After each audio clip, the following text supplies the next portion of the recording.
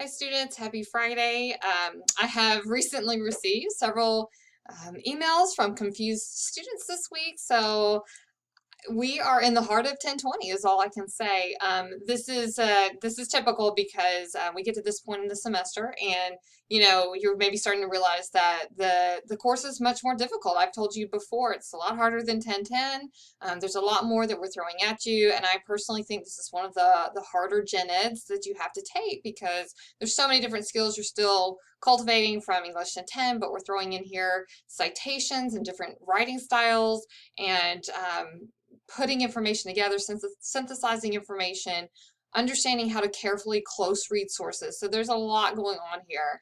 And so this is why, basically what you should have been doing this week was reading through sources after you looked at your feedback from your proposal. So this is why I encouraged you to start your interest inventory at the beginning of the semester, so that if you'll remember, I said by the time we get to the research-based argument, you'll have a pretty clear idea about what you want to do, where you want to go with this topic. So once you did your proposal, you got feedback from me, you should select which one of those topics you're going to go with.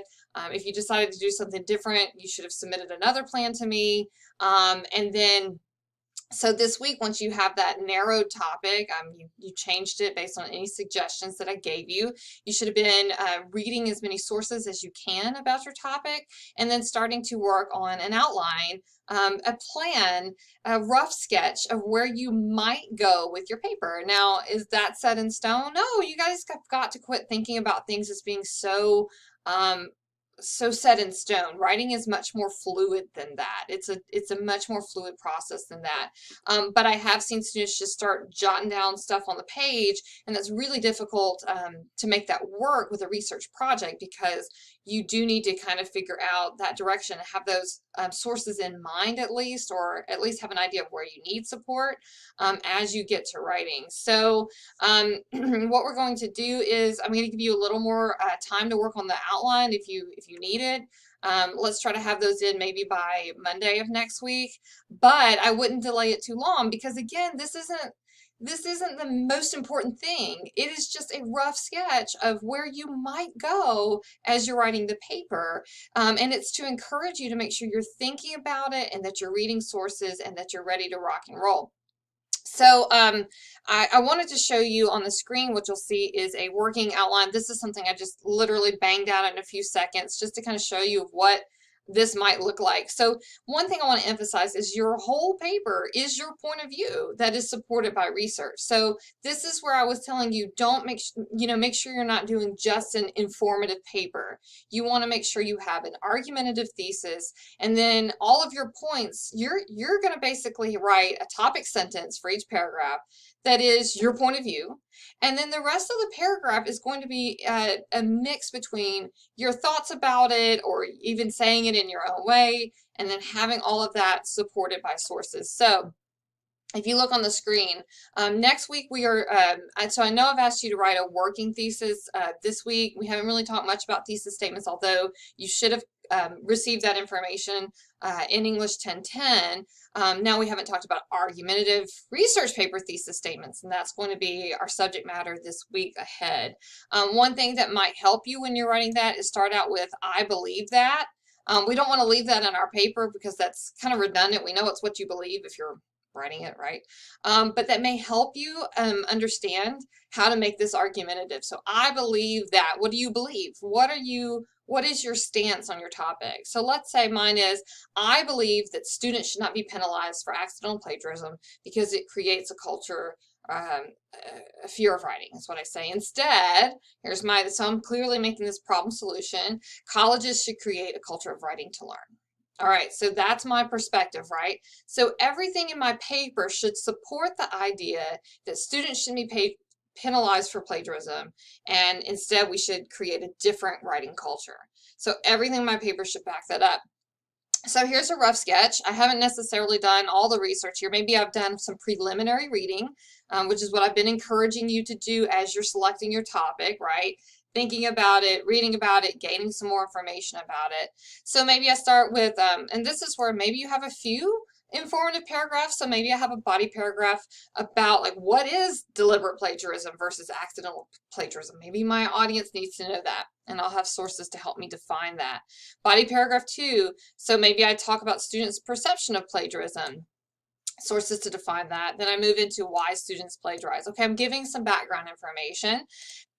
Okay, then I move into, sorry, I had a glitch in my recording. Then I move into my reasons. So I say students should not be penalized for accidental plagiarism. So I move into why they shouldn't be penalized. So I have a paragraph here that says students aren't always equipped, and in meaning that maybe they are under-resourced students. So that's what that paragraph is going to be about.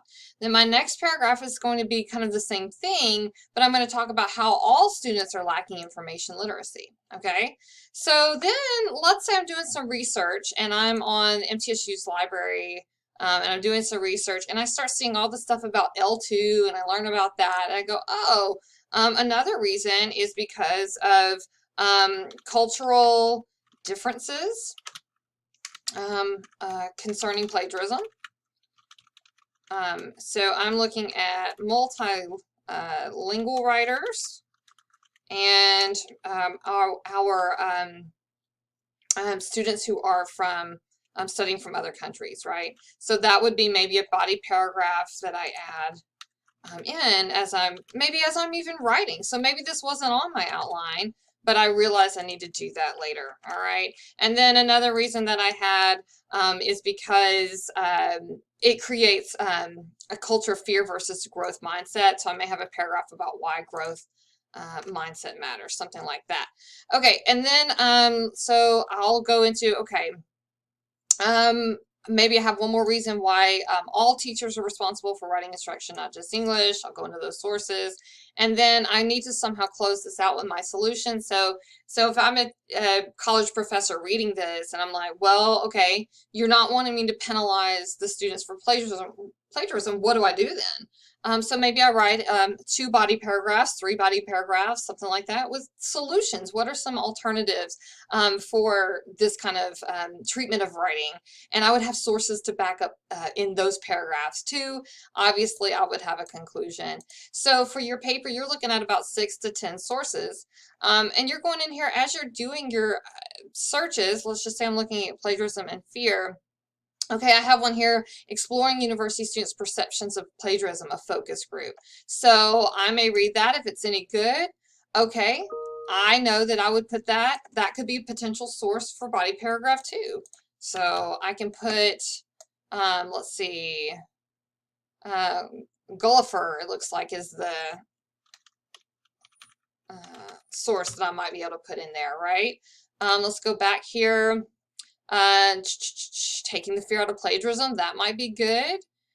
This one about L2, okay, if I read that and it's important, I might connect that with my multilingual writers paragraph. Let's see if there's anything else interesting. So I would go through, and this is kind of how I would do it. I would also make sure that I was looking at my keywords in each of these body paragraphs. And so let's see, maybe plagiarism and growth mindset. See if anything comes up. Maybe so, maybe not. I might even have to narrow this down to just growth mindset and connect it myself to writing if I don't see anything in particular that connects with that idea. My search engine is being really slow today. Okay. All right, so here's one about Chinese students. So maybe that goes in my multicultural paragraph, or multilingual paragraph, excuse me. Oh, this is something I haven't thought about, plagiarism detection services. Maybe that's a body paragraph I could include somewhere in there. I could even have narrowed my topic if I was doing my research to, has plagiarism increased during COVID and why? So there's a lot of different things that I can take a look at depending on what I'm trying to do. So this is what I was meaning by having a working outline, is just something to kind of have an idea of where you're headed with your paper. So don't get too hung up on the outline in general. It is just a guide for you. It is some signposts for you so that when you go to write your paper, now I just fill in the blanks. I mean, I create my intro around this, I create a body paragraph around this, and I'm set up. I'm good to go.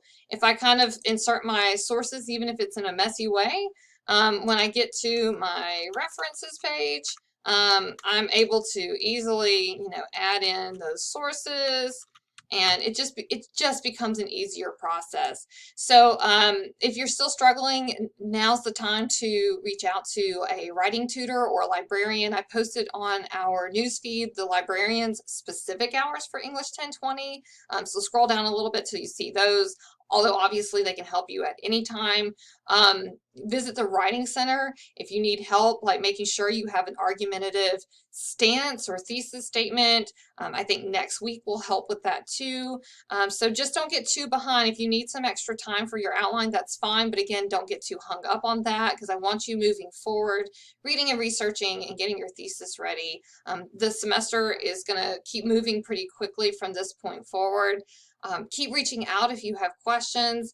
Yeah, this is where you got to dig in with the class and devote probably a little more time to it than maybe you have even in the previous weeks, or especially compared to English 1010, where you were just writing mostly from your brain, versus having to understand sources and include them in a research project. It is a difficult task. I have no doubt that you can do it. So again, at this point, make sure you have read your proposal feedback, you've selected a topic, you have narrowed it if necessary, you have started reading about it, and then as you've read and as you've thought about it, you create a working outline, not one that you have to 100% stick to as you write your paper, just something to help guide you. All right. You may even find that something just isn't working for you. Maybe you don't want to go into multilingual writers, and then you delete that, right? It's not a big deal, but again, you want to have a plan. So I hope this helps some. Please make sure you are watching your resources and reading your assignment sheet. If you haven't gone back to the assignment sheet, that is going to be very helpful for you, or the video, to make sure that you are on track. I've seen some great outlines so far. So those of you who have finished it, just keep moving forward. Everybody else, if you need a little extra time, go ahead and use that. But again, don't get too hung up on making the outline perfect. It's not about perfection. It's about helping you write better. It's not for me. Everyone thinks the outline, oh, it's for me. Is this what you want?